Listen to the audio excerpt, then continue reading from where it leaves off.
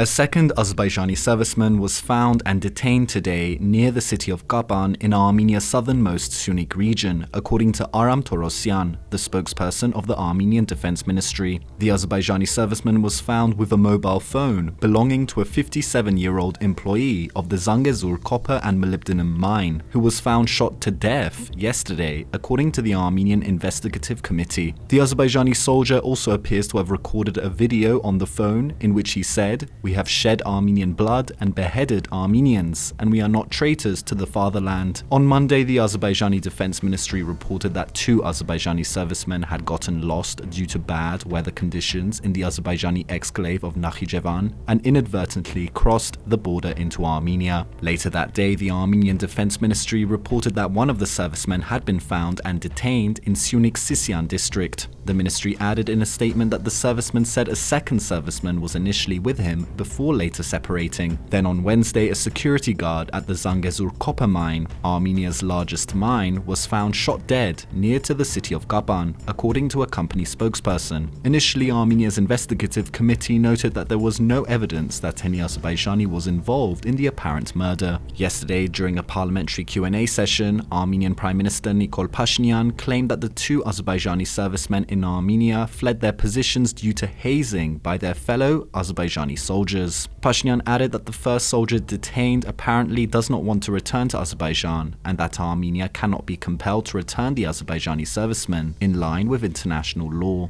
And the European Union, France, Russia and the United States have all issued calls for restraint following Tuesday's deadly clashes near the Armenian border village of Tegh that left at least 4 Armenian and 3 Azerbaijani soldiers dead. The conflict cannot have a military solution, and the use of force to resolve disputes is unacceptable, said a US State Department spokesperson in comment to Voice of America's Armenian language service. Armenian Foreign Minister Arad Mirzoyan also raised the issue of the clashes in a phone call with US Acting Assistant Secretary of State Derek Hogan, according to an Armenian government readout. Across the Atlantic, a European Union spokesperson made similar appeals for restraint and for the settlement of all disputes by peaceful means, while Maria Zakharova, the spokesperson of the Russian Foreign Ministry, called for Baku and Yerevan to show mutual restraint. Meanwhile, France's Foreign Ministry issued a notably stronger statement that explicitly urged respect for Armenia's territorial integrity and the withdrawal of Azerbaijani forces from occupied positions